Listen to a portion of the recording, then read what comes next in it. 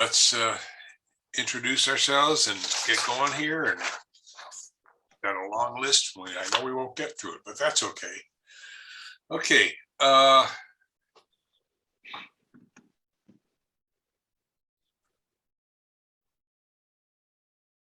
Okay, Dave, you're hiding in a closet. There you are. Just had to find my video button. Good morning. How's everybody doing? Everybody introduce themselves. Well, okay, I'll work my way across the screen. I'm George Kirby, 10th Dan Budoshin Jiu-Jitsu. Eric, want to introduce yourself?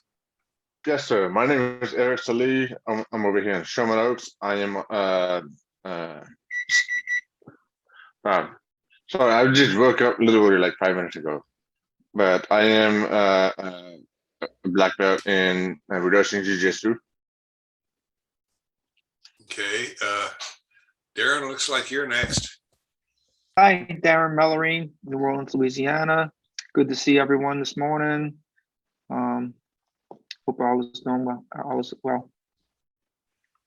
Okay, who's Darren? Dave. Dave Clark, just outside of Tampa, Florida.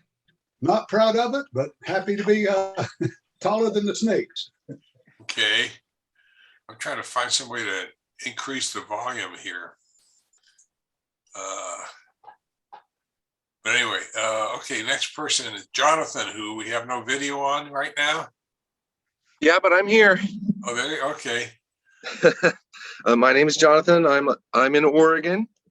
I'm a martial arts enthusiast. I'm studying Jiu-Jitsu currently, and I've also studied Wing Chun Kung Fu for many years. Okay, Thomas. Good morning, everyone. Thomas or TJ Gentry, depends on who calls me it. I'm in West Frankfort, Illinois. I am 37 years in the arts. My mother art is Kung Fu, and I also teach Jiu-Jitsu, and I'm one of those daring souls in the cross certification process to come over to the Budoshin family officially, so I don't just get put in the kids table anymore. 470 Okay, our next word, Gary. Okay, I've got a herd here today. Gary, you're up next. Okay, Gary Whitus, Ann Arbor, Michigan. Our niece, Jiu-Jitsu, stand-up judo, old style stuff, wrestling, whatnot. Old guy now. That's all. Okay, next in line, we have a newbie, John. I'm sorry. I'm just talking about myself. I'm John. I'm in West Orange, New Jersey. I instruct American Jiu-Jitsu to kids mostly, and practice Budoshin Jiu-Jitsu whenever I can. Okay, Thomas. Hey, it's Thomas Deneen. I'm normally in Baltimore City. Right now, I'm outside Philadelphia visiting my parents. I do Budoshin Jiu-Jitsu for the most part. I've also done some Korean systems, and I'm focusing on that more now. Okay, and last but not least, maybe our soothsayer, Chris Canadian.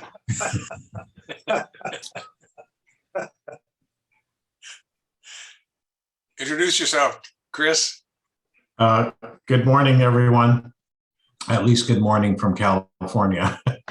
Yeah, I'm Chris Canadian, Burbank, California. Okay, we got a lot of topics today, and if you didn't get the most recent list, which has 10 topics, just so you know, there are some people that submitted 3 or 4 topics, and other people submitted 2 or 3, and some 1. And because I like to see a variety of inputs, and not having one person, how do you say it, have all their questions in order, so that we're just dealing with related issues, maybe, and get keep the meeting a little more informal or exciting, whatever you want to call it. I tried to move them around so that there'd be a different person for each question, or a different question from each person, whatever it is. And that way everyone is more involved, I guess. I don't know. I have a weird way of arranging things. But anyway, so first topic is striking versus grappling, arm strikes versus whole body strikes. This is where styles differentiate. Does anyone want to start out with this, or I can, or? Could you offer a clarification on what they mean by arm strikes versus whole body strikes? Okay, how I interpret it is that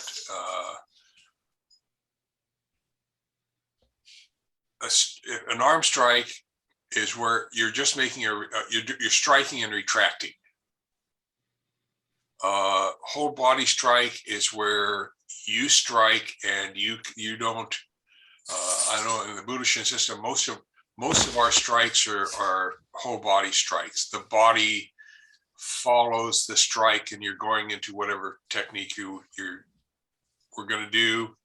The strike is whether it's effective. Whether it's effective, meaning damaging or not, is irrelevant. It's meant to be a distraction. And if you happen to break the person's nose, yes, that can end a fight, but it's in Jiu-Jitsu, Budoshin Jiu-Jitsu, it's seen as a distraction. An arm strike would be, at least in Budoshin Jiu-Jitsu, we'll keep those for submissions. Person's on the ground, you can do a palm strike to the nose or the cheekbone. Your intent is to do some specific damage somewhere to end the fight. That at least from Budoshin Jiu-Jitsu, that's the difference. I don't know how grappling gets in there, other than, and I think this is Gary's question, unless I'm wrong. Gary? So, yeah, real quickly, like a body strike, I'll do a hip check, an immediate transition to a throw. Right. So the strike is with my hip, body to body, and arms. My arms are weak, but immediate from the strike, hip check to the throw, and then we end it from there. So that's kind of, as opposed to, and I've seen a lot of this criticism from boxers. They say, when I punch, it's down to my foot. It's my whole body is in it, as opposed to karate quick punching. That's all this arm stuff. So that's kind of the challenge that I was facing. Okay.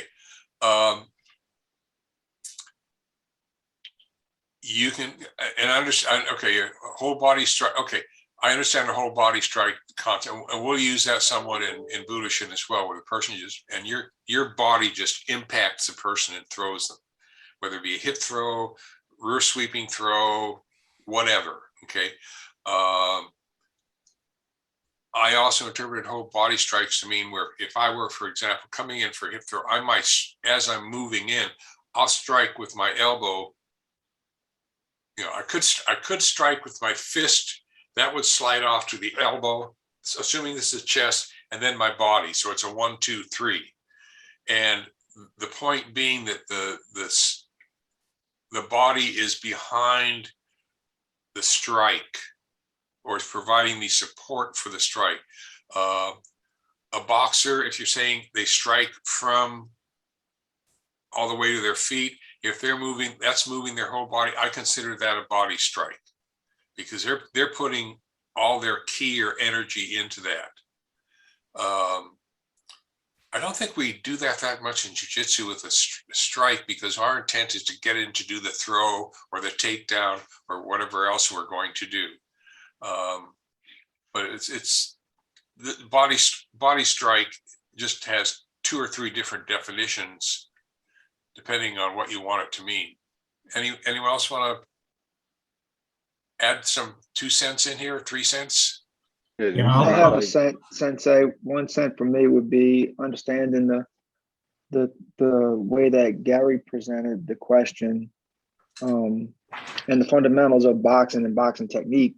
Yeah, there's a proper way to throw a specific strike, and that generates from a certain spot, whether it's your feet working up towards your legs, your hips, your shoulders, and then ultimately ending up into where the impact position would be in a fist. So I could certainly understand that perspective and what he's saying, but I wouldn't think that it would be any different using that same criteria from anyone else, whether you technically understood the proper technique as a boxing strike or any other strike. You're still probably generating the same type of momentum or generating the same type of key or flow into a strike. You may not be aware of it or understand the principles behind it, but there's still some sort of generated area ultimately ending in the impact area.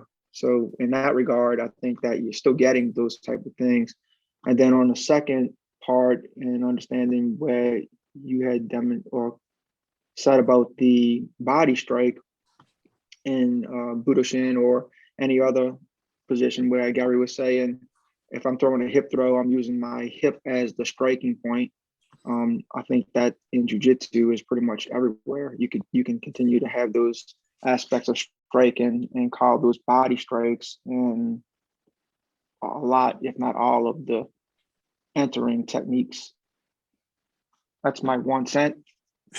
I didn't have 2 cents. Can I throw another cent in that? Sure. I mean, Now, just going off of the definition that you are giving, in my mind, it's 2 different styles of strikes. One is a fully committed strike, where in Budoshin, we have a block, we have a strike, action, distraction. I am committing myself into a technique such as a throw or a takedown. And then you have the boxing or karate style strikes where you're not as committed. So I'm basically snapping into the strike, but I'm not really driving myself forward like we would in Budoshin to basically set up a throw. So there are advantages to both if I'm using that definition.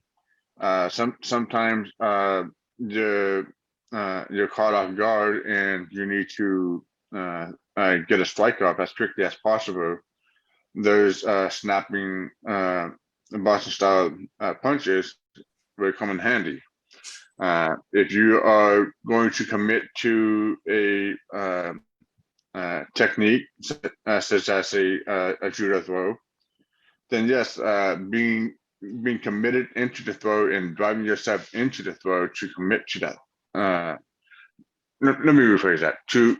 You're committing your strike and you're driving into that strike to commit to a throw or a takedown is the other part of that equation. So I think you need to have both to be effective, not only in martial arts where there's competition, but also in a street situation.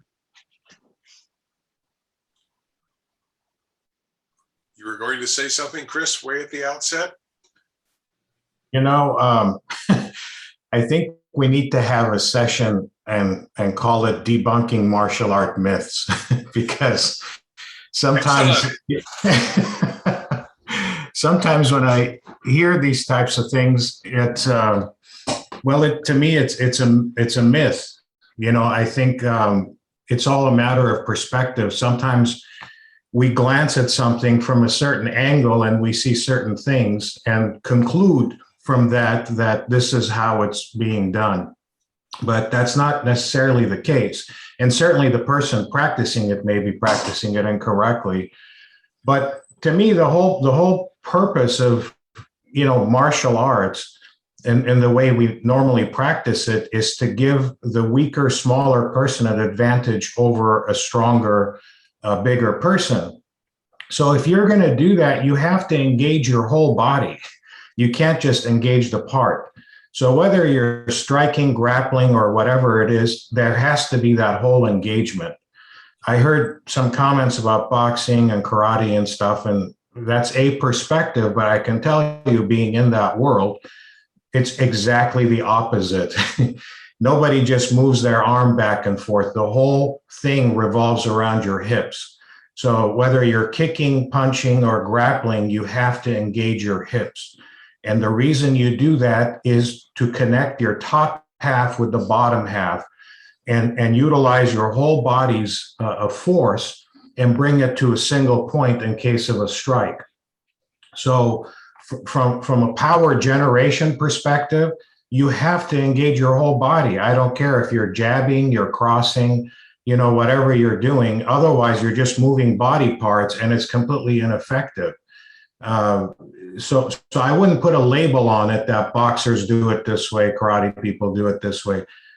If you break down the mechanics, they're all supposed to be doing it the same way from a scientific perspective. MMA, same type of thing. It's when we put labels on it, we get fixated on this way, that way. And whatever we're seeing from the outside or from a strategy perspective is one thing, but the mechanics better be correct. The science better be correct, from how you're generating that power. That's from the inside out. Now, as far as what you're making contact with, because I think the question's still a little bit vague, what you make contact with, whether it's your fist, your foot, your elbow, your body, your hip, that's just your point of contact, but it doesn't change the fact that what has to be happening and the preparation that has to take place before that strike, it needs to be consistent. So to me, it's one of those myths that, this art does it that way, that art does it that way. Everything I've ever come in contact with, the people that are very good at that art, they're doing the exact same thing, whether they realize it or not. If you peel away the layers, they have a very good understanding of the mechanics, and maybe they're not consciously thinking about it, but they're doing the same thing. To Chris's point, if I might, and that's why I asked the question on the front side. I'm glad you weighed in, Chris. I thought you might. I was hearing a bifurcation that I'm not sure existed. I just posted in the chat link an updated version of Martina Sprague's book, Fighting Science: The Laws of Physics for Martial Artists. And some of you may have that. I highly recommend that book. It transcends every style, and she basically does in book form what that bit Chris just touched on is about. It's excellent. And if I suspect you'll see many crossovers to styles. But what was the name of that book again, or where do you have it? I saw them come up momentarily, but I don't know how to get to it. So on the bottom of your screen, Professor, there's when you mouse down, you'll see it says chat. If you click on that, it'll open a link. It'll open a sidebar, and then it's called Fighting Science: The Laws of Physics for Martial Artists, revised and expanded by Martina Sprague. I got it when it first came out, and I didn't realize it was updated until just now, so I'm getting ready to order it again. Don't tell my wife, but that's an excellent resource for this type of question. Okay. I'd like to chime in on this question if I can. What in the question they it was full body strikes versus uncommitted strikes. I think at least that's how we're defining it. I feel that I agree with everything that's been said so far. Full body strikes where we commit our entire body. If our hips are engaged, our feet are engaged, they are the most effective kind of strikes. But strikes where we don't commit our full body are still valuable to us occasionally. Maybe a slap to the face or a backhand to the face just to distract the opponent so they're not looking at me, grabbing their shoulder and sweeping them. It can be very helpful while not particularly damaging. I wonder, John, if to your point, I think that's good. If there's a necessary distinction in the definition of strike versus distraction, like a baiting movement versus an actual striking. But I will say, so one of the styles I cross train in is 7-star Northern Praying Mantis, and pun intended, they prey on distraction movements as hooks to grab hold of and get that person. And I don't do it as well as my Sifu does, but it's amazing how hesitant I have become to use distractions when I realize somebody that knows what to do with the distraction will get me quick. So I love 7-star Northern Praying Mantis style. I thought it was so beautiful. And I think the difference between where you're saying distraction and striking or body, whatever you want to call it, for effect. Okay, there's the difference. The distraction, the intent of distraction is to take your mind off of what is going to happen next. The intent is to create a 3 to 7/10 of a second delay in the mind-body connection process. If you're coming in for an impact body contact strike, it's going to be a distraction anyway. An impact strike is going to be a distraction much longer, but it's going to be a distraction. But the goal of the distraction, whether it be a backhand or, Seki would even say a flick of the finger to a person's earlobe, or a spit in their face, or anything that takes the attacker's mind off of what they're doing momentarily, is what you are after, so that you have your 3 to 7/10 of a second of glory, so to speak. That's the intent of a distraction. A body strike will distract. A palm strike to the nose with your body behind it will distract. Okay, so I'm glad that who mentioned that there needs to be a differentiation as to the purpose of a strike, whether it be with a fist or a foot or body or hip, and a distraction, which could be something as subtle as you looking to your left and causing the attacker to look to their right to see what you're looking at. Okay. Distractions can be physical or non-physical. A strike or body contact is physical. Okay. So that's, I don't know how you clearly separate the two, other than to say a distraction is meant solely to take your opponent's mind off of what they're doing, so you can do what you want to do next. A strike can be either a distraction, or it can be with the intent or consequence of causing bodily injury, regardless of how it's done. So this is where context is king.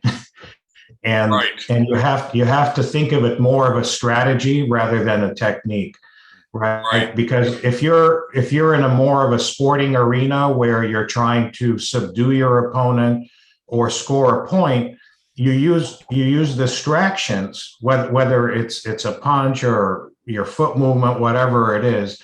It's distractions make more sense in that arena because you're trying to penetrate their defenses. Correct. You don't see a way in, so you need to distract them to create an opening so you can move in on that opening. Beautiful. But and then if you go to a self-defense combat situation, that's not necessarily the case, in that basically it's like a gun. If you're going to pull the trigger, you want to make sure it's going to hit its target and put them down. So you don't want to waste bullets because you're defending yourself, and they're coming to you and you're responding to them. You're not trying to penetrate their defenses. So. Okay. Anyone else want to add?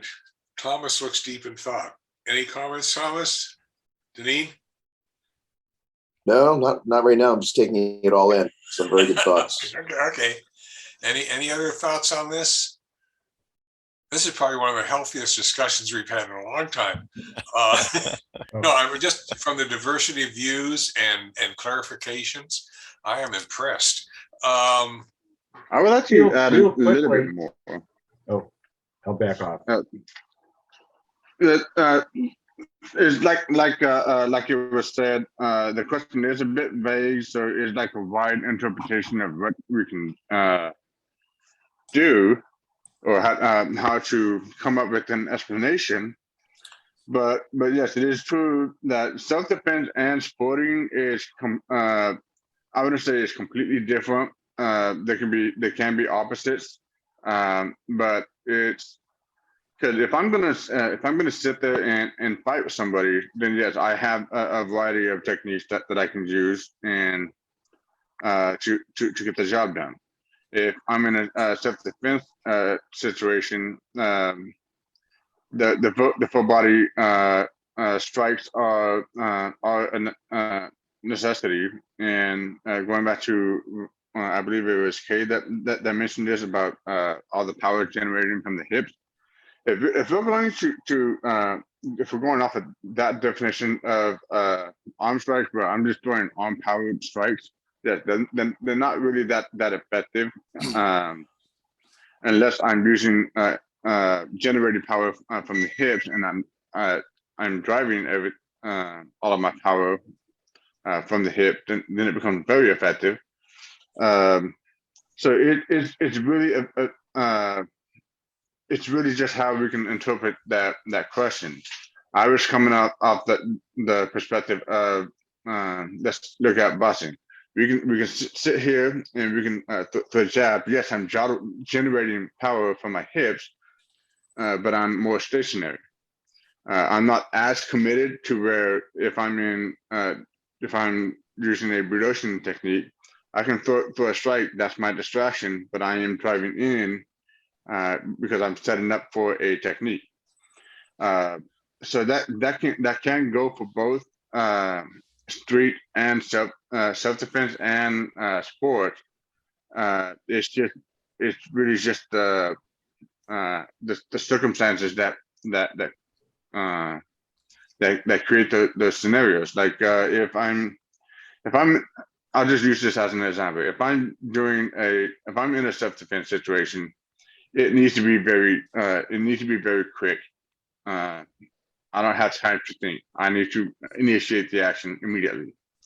If I'm in a sporting scenario, then yes, I have time to initiate a strategy and just make something happen. So that's just a little bit extra I can throw in and clarify my position.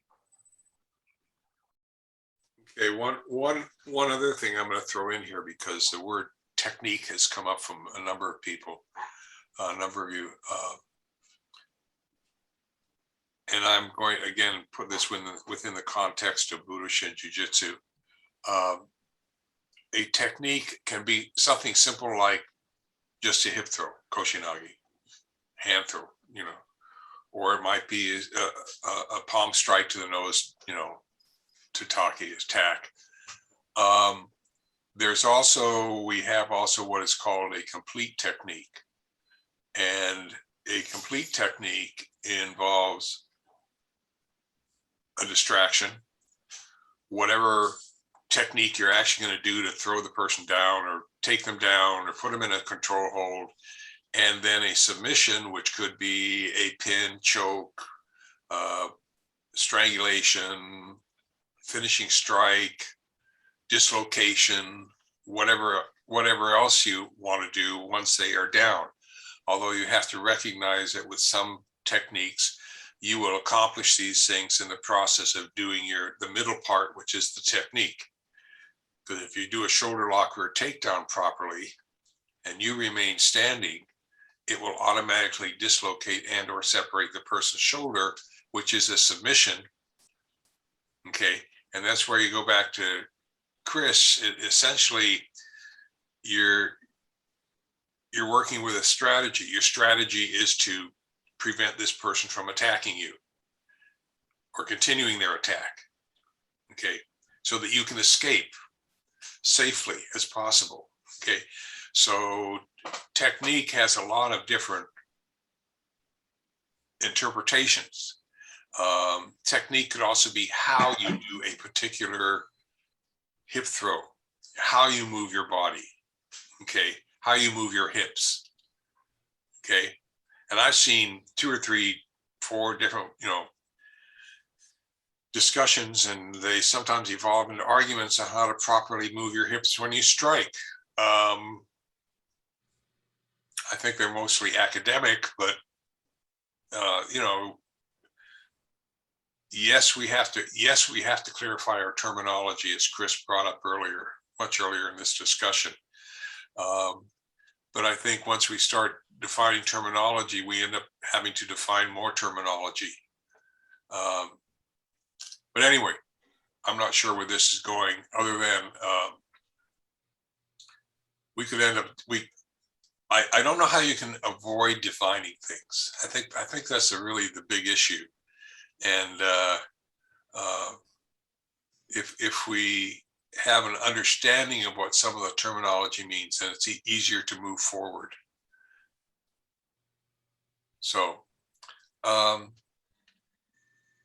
Sensei, just one more thing to kind of help out with it. I think it sounds like there's a couple of different focus points on the topic itself. The 2 primary that I'm hearing is, one, the fundamentals behind what type of a strike that you want to do with whatever the intent is, whether you're trying to do damage or you're trying to create a distraction using a Mitsubishi or a Temi type strike to enter into a technique. And I think all of what everyone has said was correct.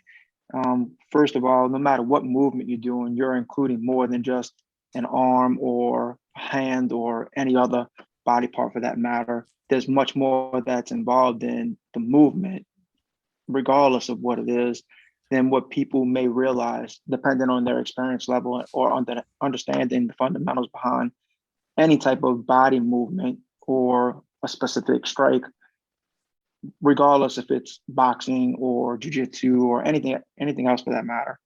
And then you have your intent, which is if you're trying to use it in a sporting event or self-defense scenario, what that might be and what the purpose of that is. So that's the 2 primary focus points that I hear. But I believe once you move any body part, you're doing something else. And if you're trying to generate power behind it, then there's a proper way of being able to be able to enter into that strike to create either more damage, significant amount of damage, or less damage, and using it as a distraction. okay. Say, if I may jump in here for just a moment. Sometimes strike is a grab and is a nerve attack. We haven't gone to nerve attacks. I had a situation one time about 2 years ago. For a couple of years, my electrician kept making jokes about jiu-jitsu and trying to pronounce jujitsu and making jokes out of it. And so one day I was over at his office. He has a large office. His employees were around, and he said, "Just what is jiu-jitsu?" I said, "Well, we can talk about it, or I can demonstrate it." So he said, "Okay." I said, "Come at me." So he comes across the room, lunges at me, and puts me in a front bear hug. I didn't see that coming. I thought he was going to throw a punch or a kick. I did a wheel throw. The defense is the grab, which is the nerve technique. So my quote strike was the nerve technique in a wheel throw. I spun him around, landed him on the ground, put my knee on his chest, and that was it. And his comment was, "Bang, that hurt." Well, it wasn't meant to be real pleasant, but whatever pain you feel will go away rapidly, I promise you, and you're not injured. But you can see how effective jiu-jitsu can be. He wasn't bothered at all by the fact that a large part of his staff was in the office at the time and saw it happen. He's a humble guy, and anyways, that surprised me because I did not think about what defense I was going to use. I was thinking a kick or a punch. He came at me with of all things, a front bear hug. And I went into it without thinking. And as you guys talk, the whole concept of nerve strikes just came to mind. Yeah, and just to pick up on what Dave was just talking about and some of the issues that Darren brought up on a less purely technical plane, what we're talking a lot about seems to be context. And the description of what Dave just went through is something we find ourselves in, that demonstrate something to somebody who doesn't know anything and show how it works. So you don't want to hurt somebody, but you want to show the effectiveness of the technique. That's one context. Then these other situations we're talking about are sometimes sporting contexts. And I'm amazed at the commitment of people, say like Brazilian Jiu-Jitsu people who spend hours and hours and hours every week doing something very specific with a sporting goal in mind. And to some extent, they will argue with a self-defense goal in mind of rolling hour after hour after hour to do certain things. What I sometimes see lacking in our stated goal as a self-defense system, and I'm talking about Budoshin generally. I imagine there are people here who aren't as Budoshin oriented as the others, but Budoshin is fundamentally self-defense oriented. And I sometimes worry that in that context, the way it's taught is in many dojos I've been in, doesn't represent the realism that happens on the street, where you're defending from a real attack with somebody who's really intent on hurting you or disabling you or doing something else bad to you. And the challenge seems to be, how do you represent that context with safety for all in mind, but at the same time have the ability to react as intensely as you have to and quickly as you have to on the street. That's what I worry about, and what would inform a lot of these technical decisions about, well, what do you do? Do you punch? Do you kick? Do you work your way into a throw? To me, sometimes those seem secondary to this lack of real context that it's very hard to replicate in a training situation without people getting hurt. And maybe it's a matter of having the right equipment on, where you can really respond as aggressively as you need to replicate what might happen on the street. That's just an overriding concern I have a lot of the time, and maybe you have thoughts on it. Okay, Thomas, I like that comment. I could certainly relate to the realism of, being able to practice in class in the most realistic form. And what I would refer to in my classes is there's a gray area of, I'm gonna respond to what you're doing in an attack to me. And in order to be able to perform a certain technique or to advance my position, I need to demonstrate something, whether if I want to use it as a distraction or enter into some sort of throw or a nerve attack or even a choke, whatever. I need to do something to kind of make them forget. And I would use either Mitsubishi or Temi or whatever I'm entering in. But if they don't, I want them to attack me in the most realistic form. I don't want them to be relaxed behind it, because I want it to be like it's real life and really happening to me. So I want those attacks to be real. And then, so they're usually tense or rigid and very strong or very fast. But then I don't want to hurt the uke or the person that I'm working with. So I simulate what my response is going to be. And I actually like to touch a little bit, so they could feel what the realistic response is. But in that regard, the, again, referred to gray area is their opportunity to relax as it would in a real life scenario. A lot of times people don't relax. And so the touch or the area where I'm responding, I need to do a little bit more to what I would say would influence that person to do what I want them to do, whether it's relax, the strike, or they're moving in a different direction and it makes them respond the way that I want them to. So if they don't respond by me simulating with a little touch, then the little touch becomes a little bit more significant. And then they understand what my influential piece of the gray area is to be able to respond and perform my technique in a more realistic fashion. Nice. Yeah, it's valuable. Okay, just to respond to Thomas and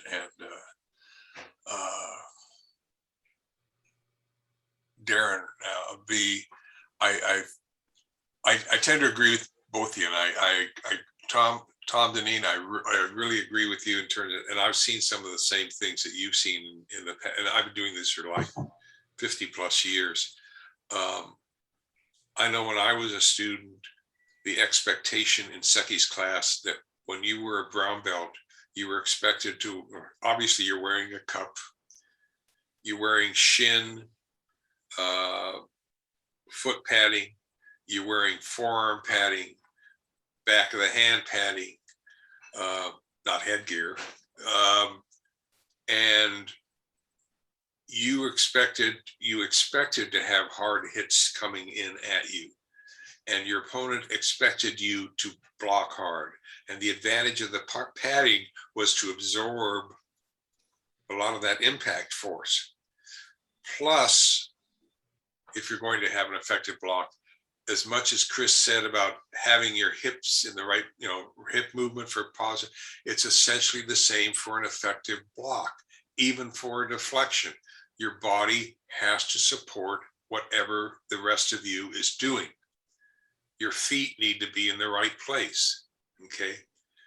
If you put up a hard block and you're standing flat-footed across, you're gonna get knocked backwards. No ifs, ands, or buts, okay? So I think part of the issue that you're bringing up, Thomas Deneen, is that maybe the practice for upper belts needs to be more realistic. It's very different. I even for a couple of years in my dojo in Santa Clarita, I even bought the forearm padding and tried to get the upper belts to do it on a consistent basis, and it just, some left.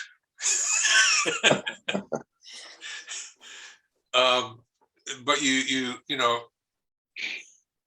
I think the ability to successfully defend yourself, part of it is being offensive, and your block has to be hard enough to stop or deflect a hit or someone coming at you. You have to be able to, in looking at Darren's video earlier this morning, you have to be able to step out of the way and deflect the person's movement, okay?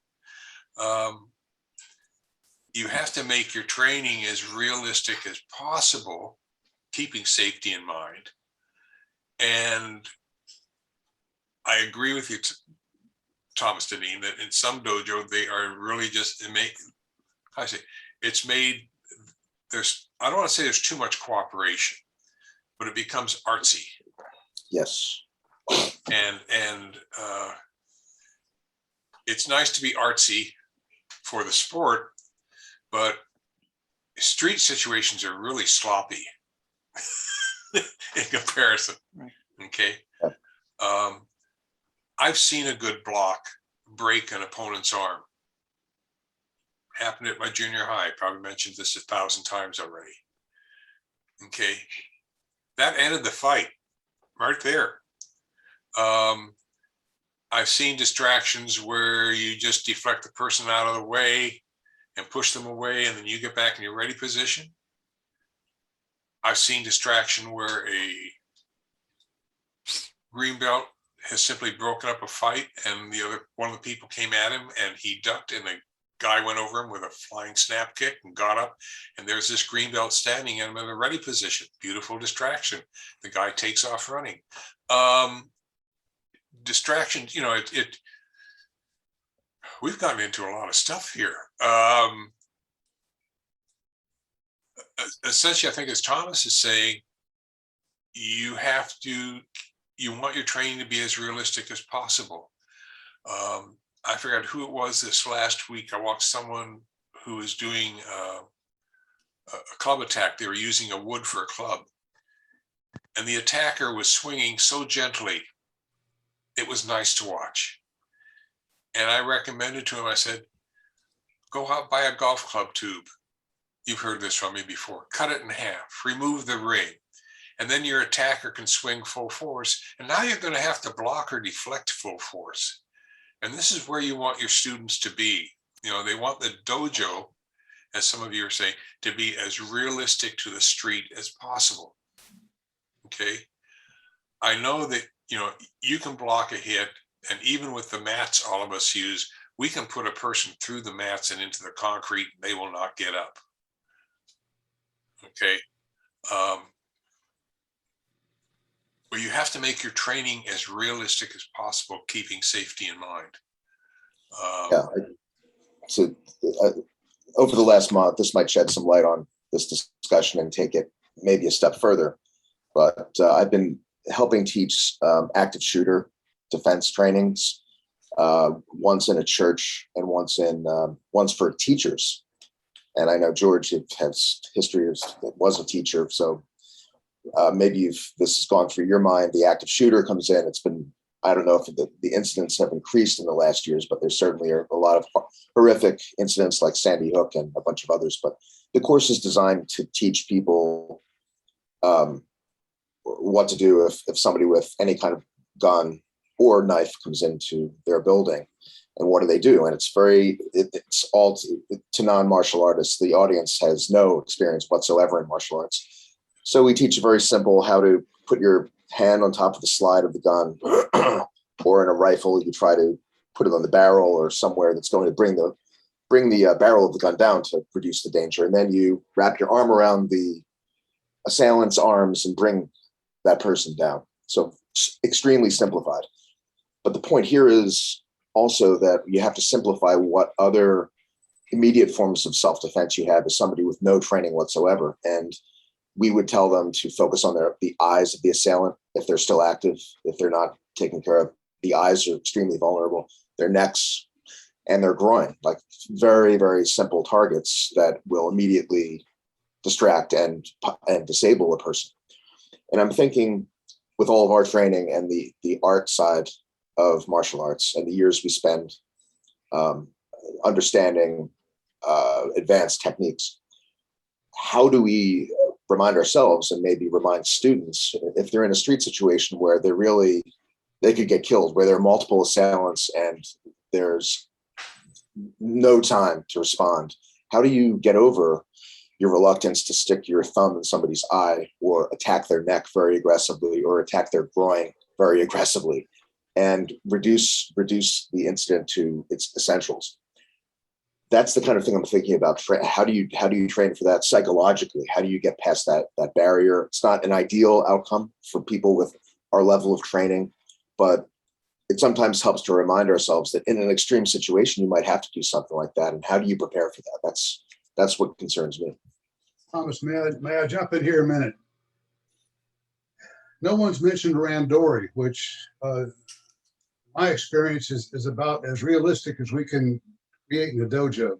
You don't know the attack beforehand, and you get to measure your own reflex level response. You get to observe yourself in mushin if you respond with no thought, if your body just goes into that. We talk about Zanshin, the name of Aaron's dojo.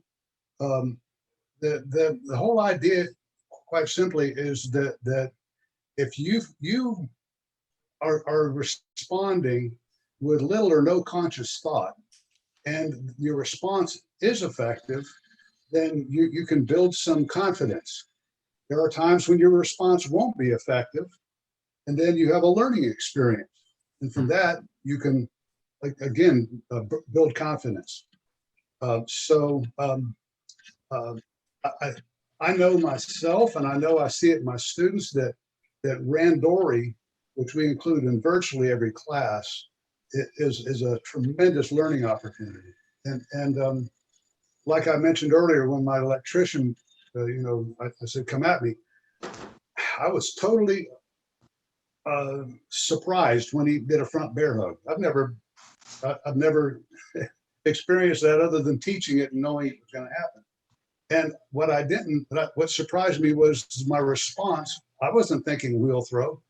I didn't think wheel throw till it was done. He was on the floor, and then I'm going, hey, I just did a wheel throw. It was like I was watching myself do something that just happened. And so that was an experience of mushin for me and a confidence builder. But that said, just as often in the dojo doing randori, some of my responses when I'm doing randori are not effective. And that's a reason for me, that would be a reason for me to explore further and know that's an area where I need to improve. Yeah. I'd like to add something in here also, if I may. I see the story of the, what is it, the karate master who's out on the street, and the guy pulls the gun on him from behind him, and he turns around and he does exactly as he has been trained, and he throws the 3 fast punches inches from his nose, and then the guy's still standing there with the gun.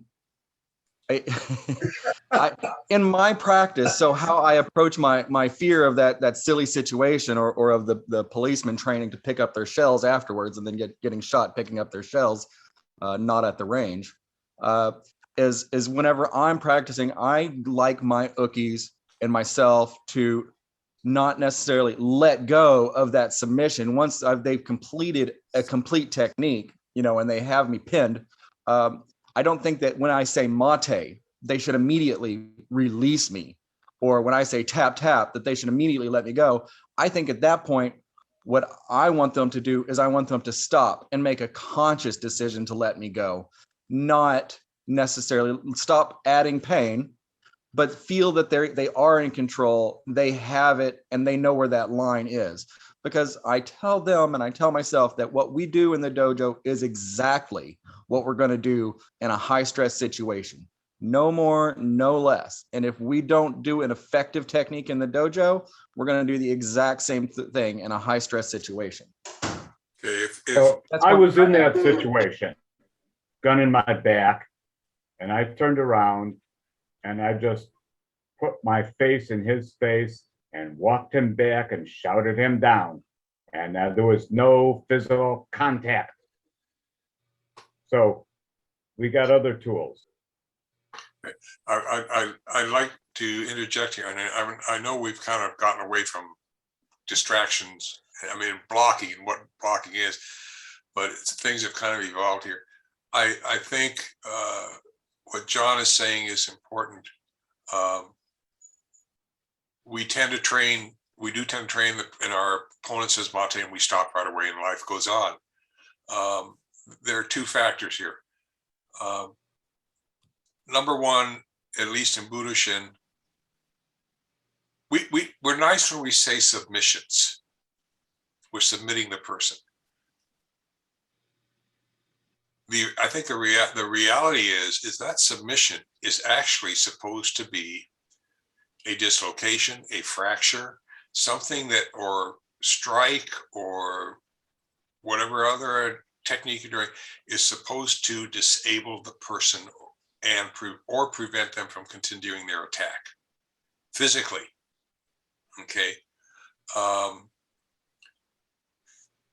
And in a street situation, I mean, I had my, like I said before, I had my only serious injury in jiu-jitsu was having my elbow dislocated by a 10-year-old kid when I resisted his armbar, and he had it set properly. He didn't do anything. On the street, your opponent is going to be resistant.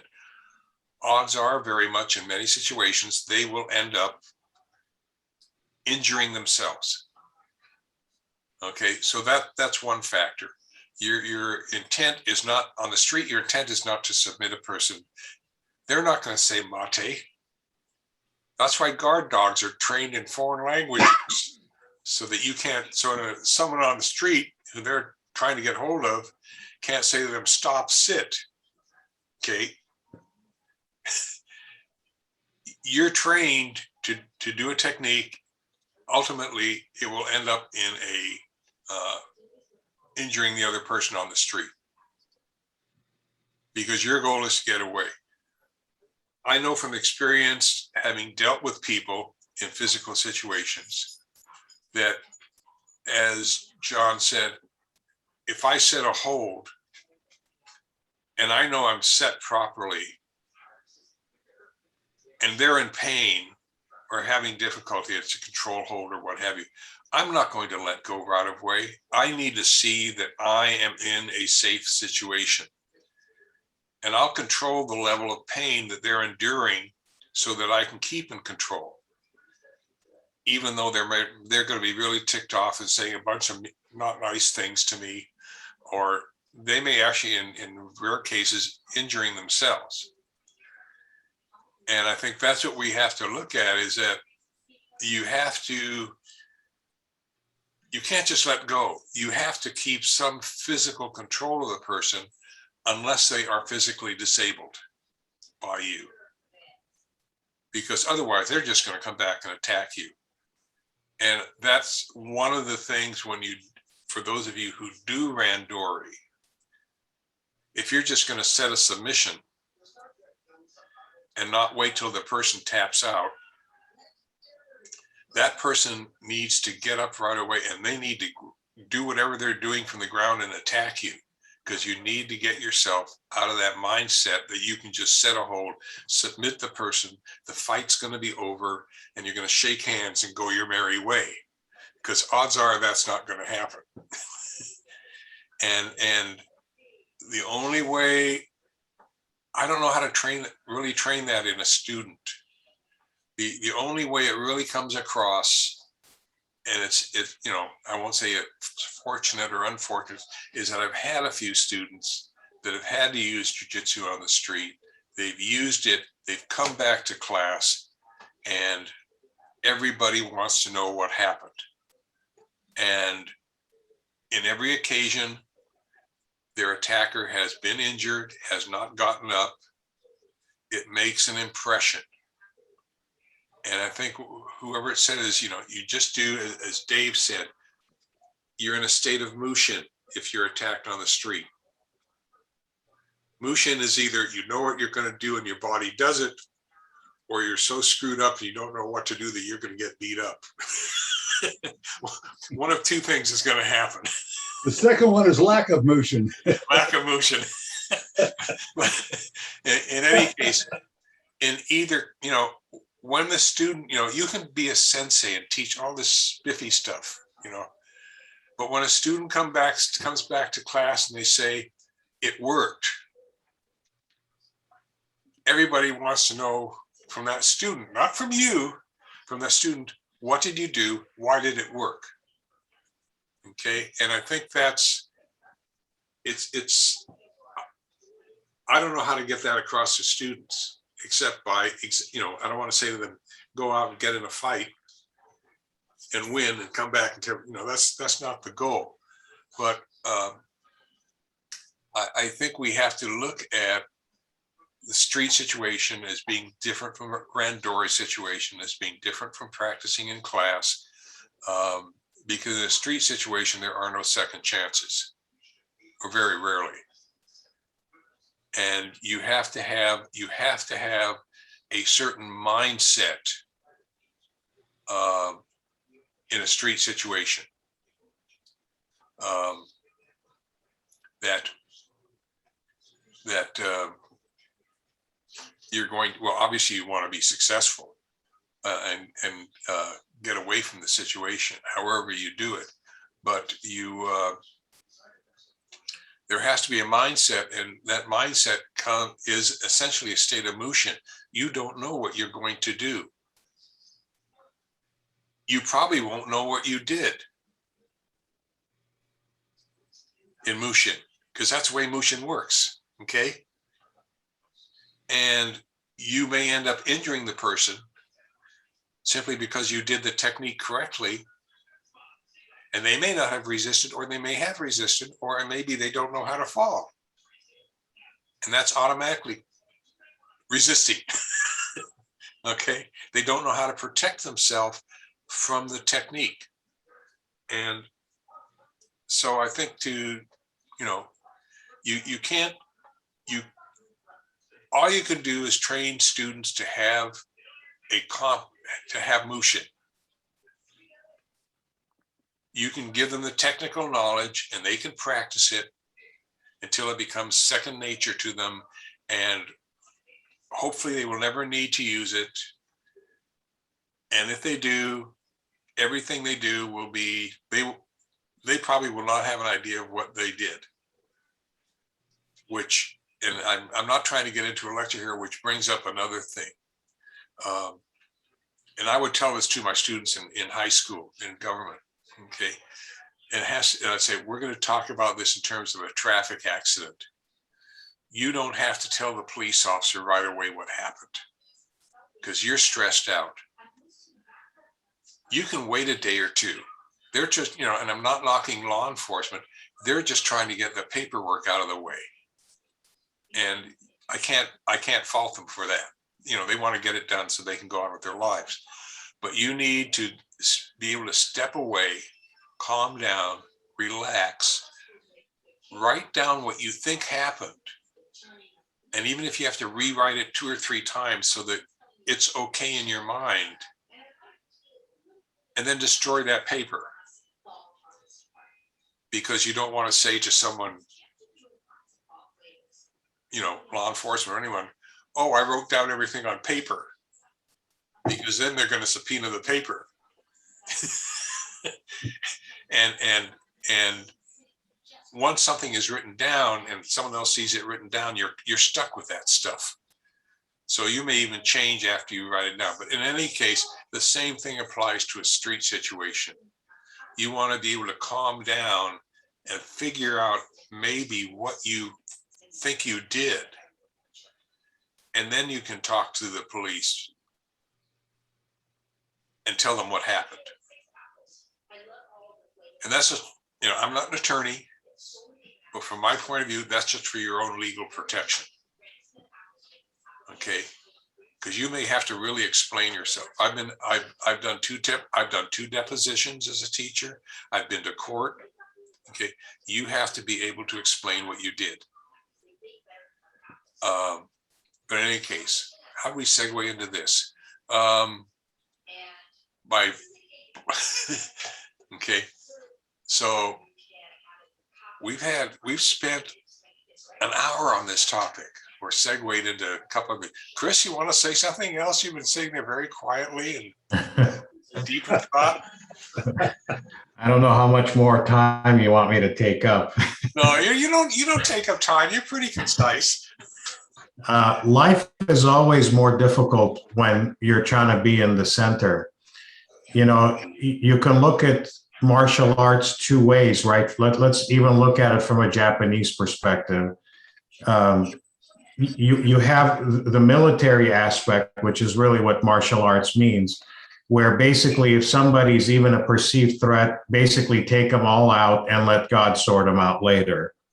And then you have the other end of that spectrum, where people like Yoshiba Morihi, who the founder of Aikido, who was the exact opposite, well, became exactly the opposite after World War II, where basically let them keep attacking you and you just deflect and deflect and deflect until they decide to quit. So basically don't inflict any harm.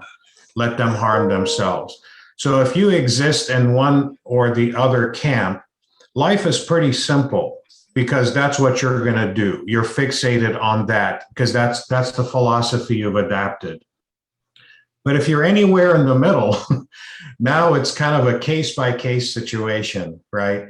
And that adds a lot of complexity because your philosophy is not fixed, you know, on you know what you must do or what you have to do. So coming back to the dojo, then, you know, we can teach science and we can teach technique, and then we can observe the student reciprocating that back. And that's our affirmation that they're learning and they're understanding what's happening. The problem is when you come to philosophy, because how is the teacher's philosophy? What is their view on hurting people, gouging eyes out, or, you know, crushing testicles or whatever, you know, extreme thing you want to do? You know, what is the teacher teaching? And then the students can hear that, but they can't exactly reciprocate that back at the dojo without people dying and getting hurt, right? So when a real situation comes, it's not just the teacher's philosophy that's going to play out, it's their own, because the other two, it's information that's received, but philosophy has to be adopted by the person.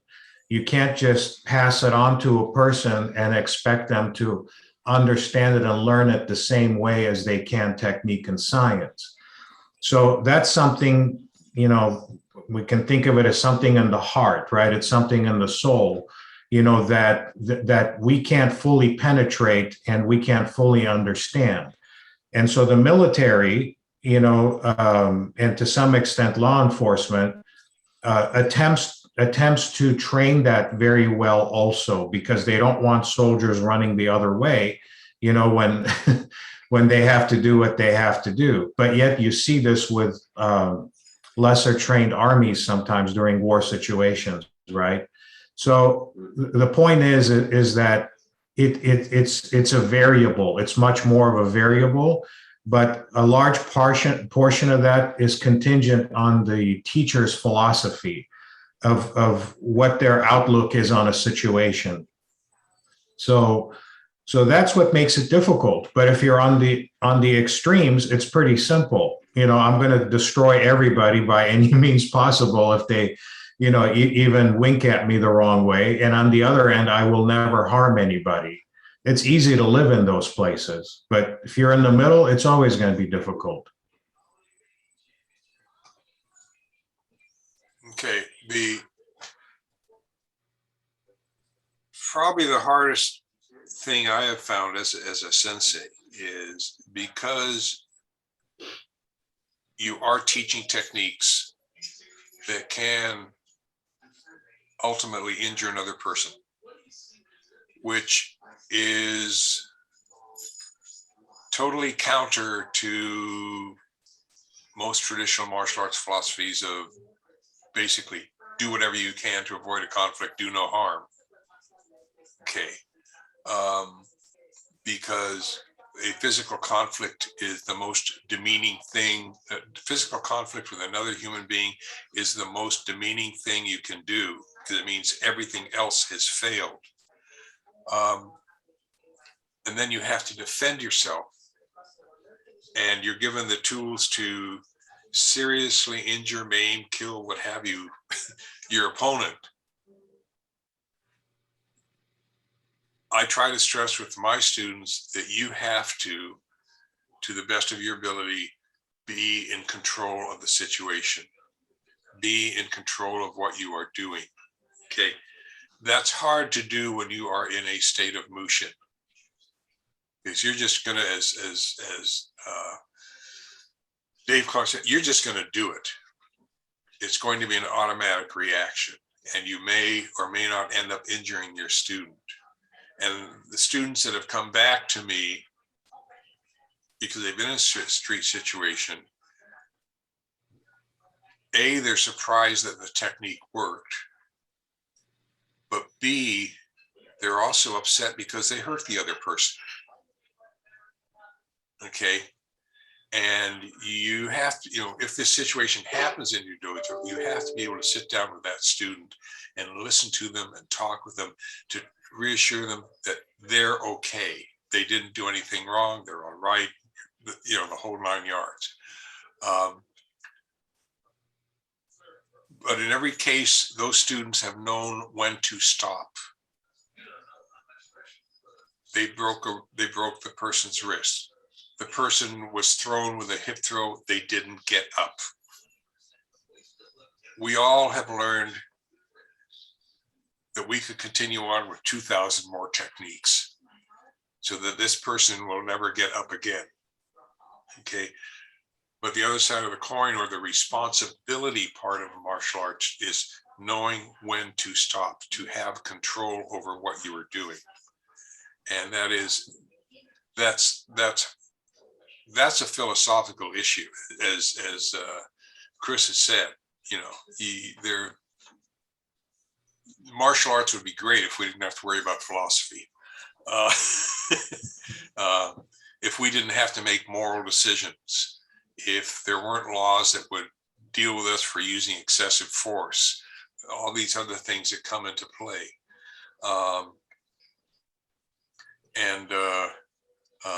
Bringing it back to original thought,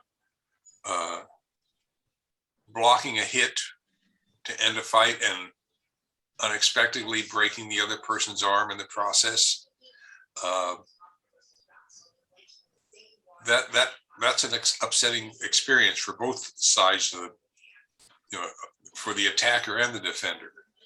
And how do you cope with that? And that's a control issue, and that's a philosophical issue. But the trick is, I'm not going to say trick because that's a bad word to use in the martial arts.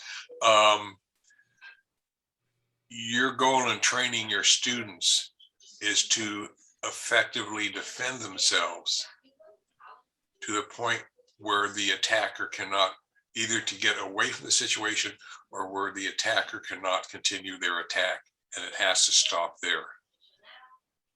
You can't do a wrist lock lift, break the person's wrist, and then go into an arm bar, dislocate the elbow, and then think you're going to be able to physically set a shoulder lock, figure 4 shoulder lock, and take out their shoulder. It isn't going, number one, that's excessive force. And number two, it can't be done.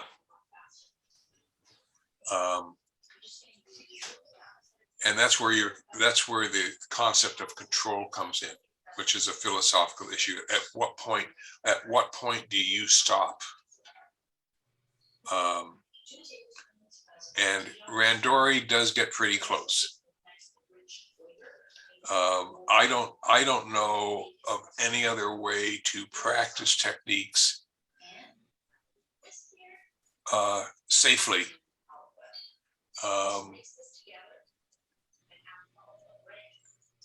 and against street type attacks. Again, it depends on how the sensei teaches his students. It depends on the protective gear you're wearing. It depends on, weapons that are being used. If you let students practice with a real handgun, unloaded, checked 2 or 3 times before it's used in class, making sure there's no round in the chamber. And I've seen that happen, unfortunately, once. Up in Canada, they have, how do you say it? Everyone who came in had to say their weapon was unloaded, and then you had to fire a couple clicks into was it like a metal container with an opening for the gun barrel, and someone's gun went off. That was a surprise. But if they have to work with a real gun, it's a whole, it's a different situation than a rubber gun or a wooden gun. But you have to put your students in as real situations as possible. And that's the hard part for many of us. And some students won't do it. They'll fail at it because they haven't had enough experience with it to say, this is what I'm going to do. Well, they're not even going to say this is what I'm going to do. They're going to do it, as Dave said. And they have to be able to do it responsibly, and responsibly means with control. And one of the nice things about jiu-jitsu is because you're doing techniques to the other person, they're doing it to you. If you're well trained in a street situation, you know what you are physically doing to your opponent. You may not be aware of it in a state of mushin, but once you figure things out, you'll know what you did and why it worked, because you've been through a lot of it yourselves. And the same applies to blocks and hits. Okay, if you get hit, you know what it feels like. when I taught in junior high and when I taught a couple, 3 nights a week, at least once a year, I'd get hit in the mouth. I know what it feels like to be hit in the mouth. A lot of students don't. And I'm not saying you've got to go out and get shot and get stabbed to know what it feels like, but that awareness helps. It helps you overcome some of the barriers to learning. I make sure that when students practice hits on other people, that they're close enough that their fist will stop about an inch in front of the Tory's face. I want them that close, because the Tory has to be able to, how do you say, deal with that. So, but it's a matter of training, and if you're working with blocks and hits, you know, you do have to practice that close, because that's much closer normally than a quote, a normal comfort zone for students. If I come in and do a palm strike to an opponent's nose, I'll stop about an inch in front of their nose. Okay, that's where you want to get your students. And yes, occasionally someone gets popped in the nose. Okay, I've had it happen to myself. I've done it to students accidentally, not to where it did any damage. But we have to, I think what it comes down to is practice. Blocks, hits, techniques, whatever you want. And the randori is probably the safest way, unless you want to go out on the street and try and find someone to beat up on.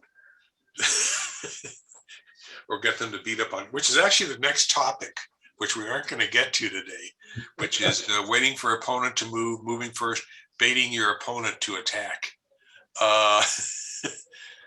That's next time. Anyway, anyone have any other thoughts on this? I know I've talked way too much this time. On that last point you made about going out on the street, just a funny but true martial arts story. Paul Vunak, founder of the Progressive Fighting Systems, he field tested techniques by going to bars, and he would take a couple of senior students. It's a wonder he's not in jail for it, but he actually did that to see what worked and what didn't work. He talks a little bit about his experiences with it. Not advocating that, just so we're clear. Okay. Yeah, I how do you say, I've kind of perfected my own personal system around controlling the person rather than necessarily throwing them. I guess it was in dealing with many from my junior high experiences, which was a very tough junior high. And we'd have high school and adult gang members come on campus to try to beat up on our kids. And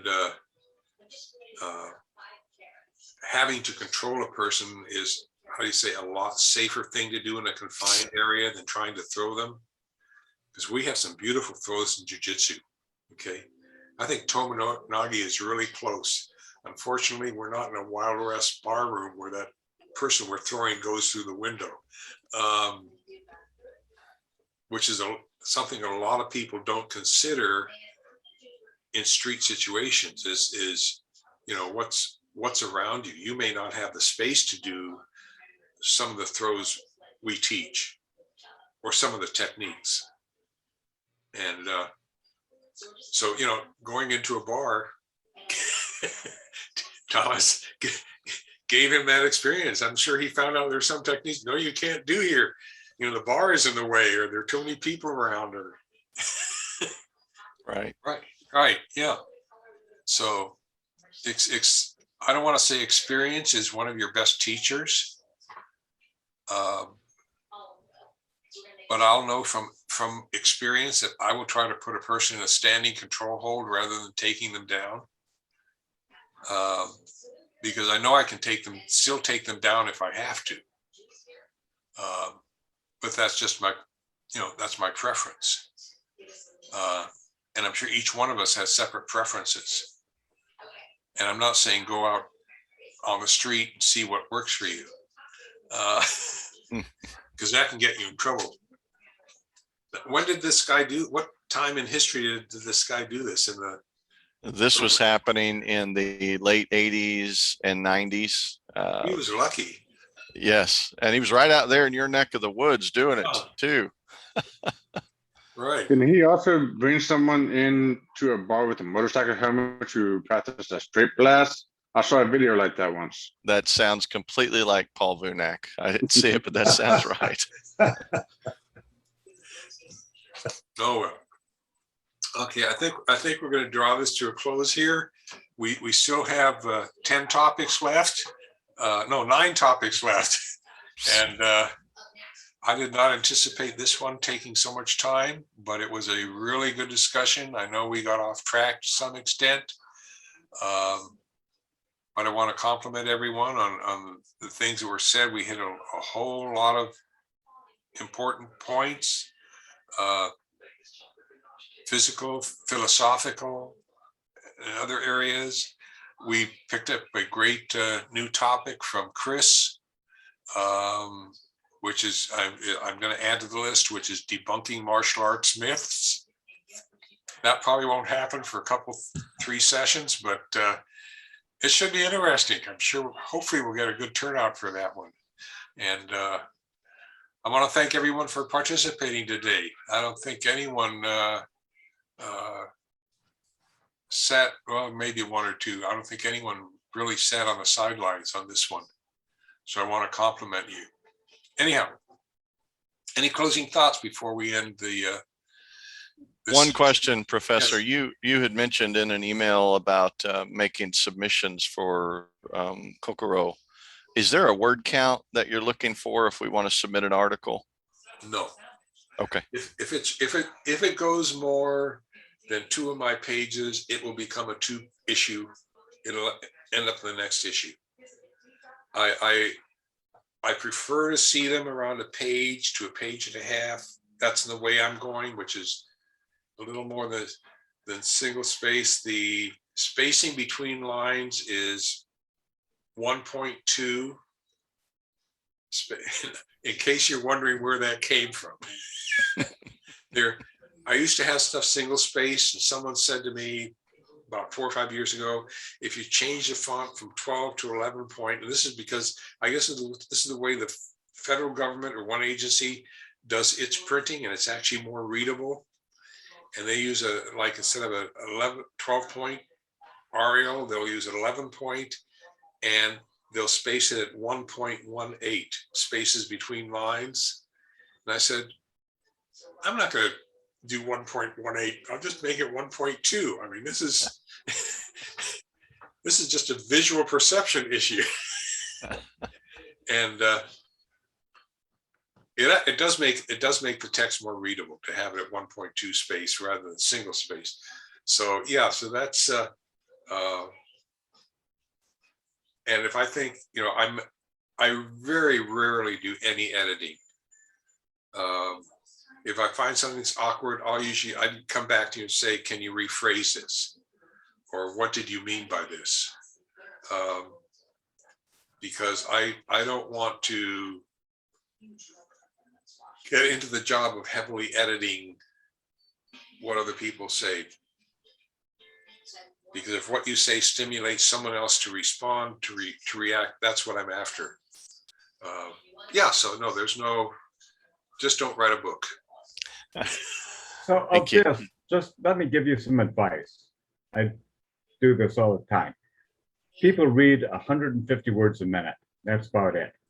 So 300 words takes 2 minutes. 450 words takes 3 minutes.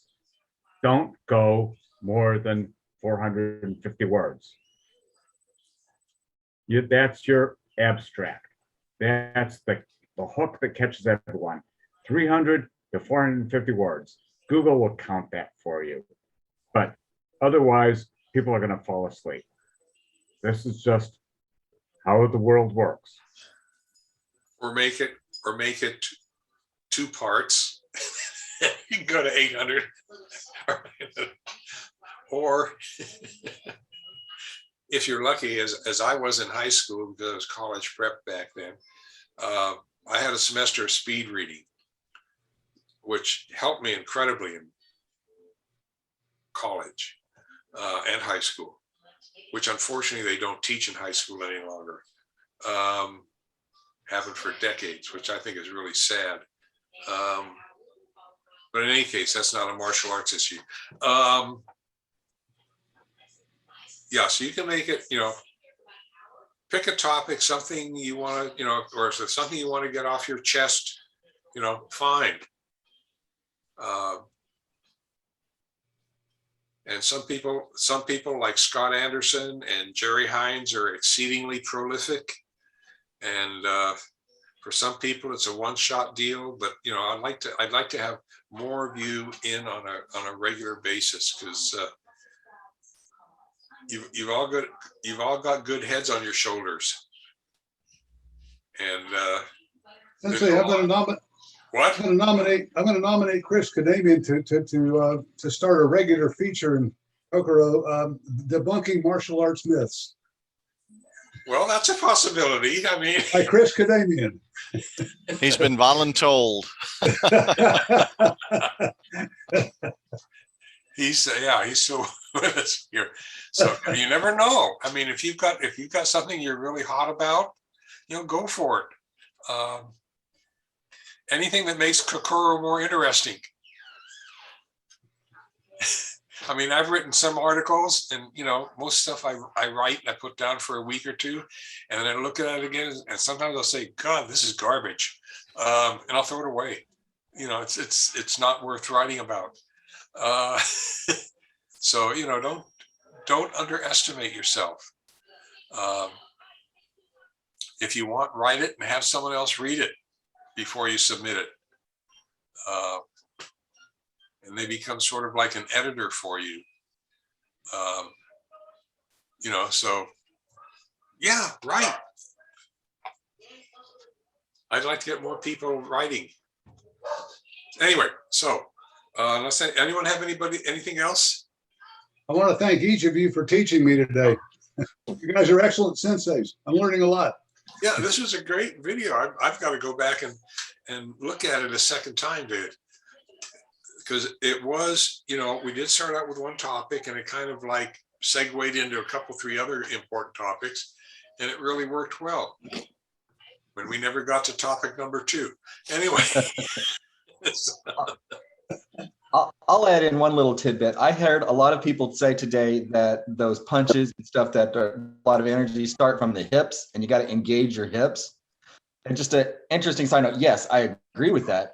But at our school, we're teaching that it starts at your heel, and that when you flip that heel up, your hips shift in, and that your heel is connected to your hips.